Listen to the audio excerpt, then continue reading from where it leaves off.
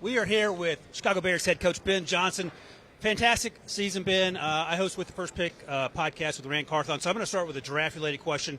And I'm curious about the decision to take a tight end and then a wide receiver in the first 2 rounds, and how much better they got over the course of the season, because it felt like you were relying a lot more on Colston Loveland and Luther Burden as the games became more important in December and January. Well, yeah, I think it goes back to what Ryan said earlier this morning, which is we're a best player available operation, and so when you do it that way, you look to plug all your holes in free agency, and then you can truly adhere to that philosophy. For me, selfishly, I really wanted someone with that first pick to be someone that was who we're about going forward, and that's what Colston Loveland is. He's wired the way we want our entire team to be wired, just from a work ethic to a teammate perspective. He embodies everything, and then when you add the talent on top of it, it was a slam dunk to us, which is what you are looking for with that top 10 pick. It took him a little while to get going, but he was coming off that injury, and I think he really found his groove there in the second half of the season. So we're looking forward to having a full off season with him and seeing where that goes. In the instance of Luther, it's really the same thing. You get to the second round, you're not sure who's going to be there, and yet you stay with that principle of, man, we had a really high grade on this guy. Do we need a receiver? Well, strong argument that we got a pretty strong receiver room as is, and yet you stay with that philosophy, and I think we're a better team because we have Luther Burden on it. I think he's just scratching the surface of what he's capable of. His story was a little bit different, but also the same, just in terms of he got a soft tissue injury, and so he was out most of the springtime last year, and so he hasn't had a full off season either. And so when that happens and you're in a new offense and a lot of things going on, it does put you behind the 8 ball. But as you saw, both those guys caught up by the time it was the middle of the season. They really took off, and I don't know that we have the success we have if we don't have those 2 guys.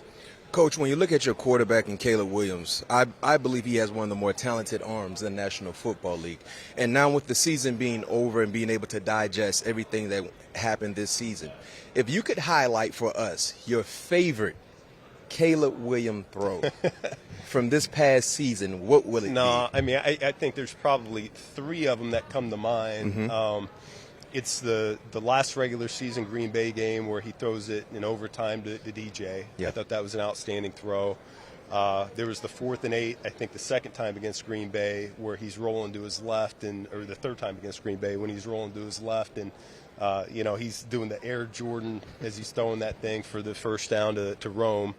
And then, of course, the Rams game there at the end, to get that ball off to Cole Kmet and score a touchdown to keep us in that thing. I thought he does some things that just as a coach you just go, wow. I'm very blessed to be able to coach him. And you talk about the wow factor. I would like to highlight and applaud your composure.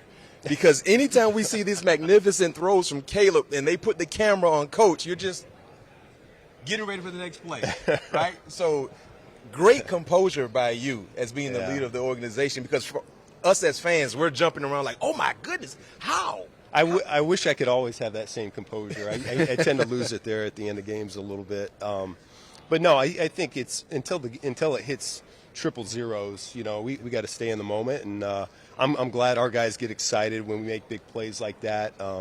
They don't need me to add on to it. And, I'm just thinking about the next thing. And there's so many things going on in my head just from a game management perspective to the next offensive series to is there anything I can do to help out the defense, things of that nature. And so, I don't even go down that road.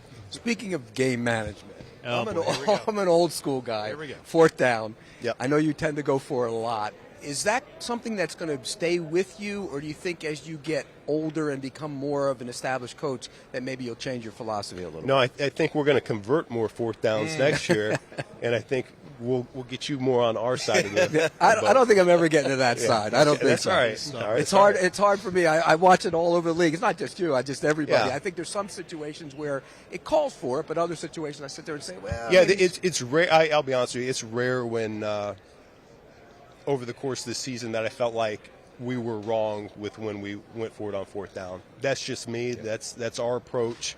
Like I said, we need to convert more than what we did a year ago, and that'll be a point of emphasis for us going forward. Coach, is that more of an analytical decision or more of a vibe in your gut when you decide to go or not go? There's a lot that goes into that, and it's something we discuss as we go into the week, into the game. What's our matchup on offense looking like? Our matchup on defense looking like? What's the weather looking like? There's a million factors that come into play there, and so it's not like we're just rolling the dice and hoping for the best. We put a lot of thought and effort into it, and like I said, sometimes it works out and sometimes it doesn't, and that's where I sleep well at night, knowing our process, which I believe in, and I'm going to continue with.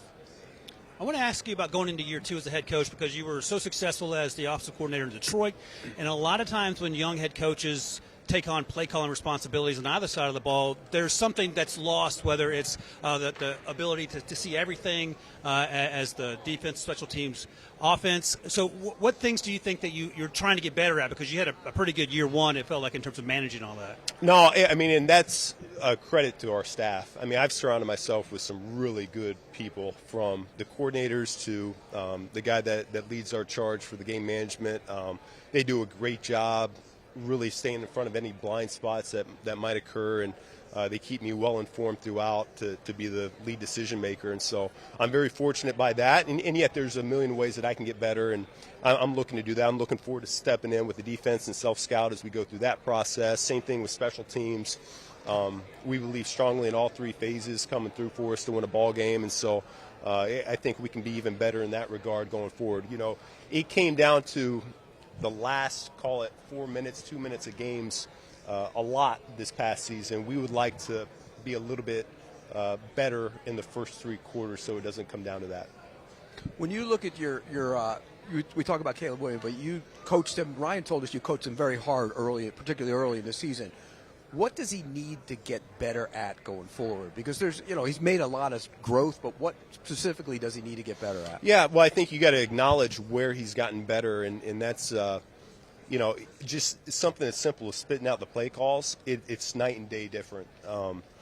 At the end of the season, we'd have a walkthrough that, we just installed some of these plays, and he's able to go out there and regurgitate them just like that. Whereas I think back to the springtime where one of our simpler plays, we had to re-huddle about 4 or 5 times to just get lined up and get it executed properly. And so he's come such a long way in that regard that now we can start focusing on the little nuances of where we want our eyes to be, how can we start to manipulate the defense so that we can help to get the primary receiver open a little bit. We'll be able to take this thing to the next level. That's what I'm excited about.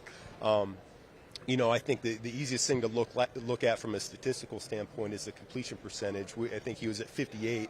We need to get that to at least 65, and in my opinion, the best of the best are at 70, and that's always going to be our goal. How do we get that up? Not at the cost of making him a robot or someone that he's not, but at the same time, it's going to make our team better if we can find a way to complete 40 more balls next year than what we did this year. Coach, my last question for you, 2-part question. What was your favorite moment in the 2025 season, and will you continue to take the shirt off in the locker room? No, I mean, I think my favorite moment was just seeing those guys in the locker room after every game.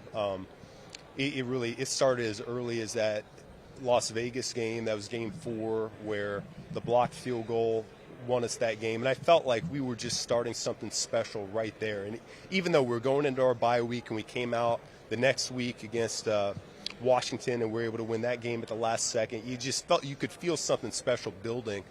And so for a group of guys that had gone through a lot the previous year, to see them experience winning the way that we were doing it, I thought that was pretty cool to see.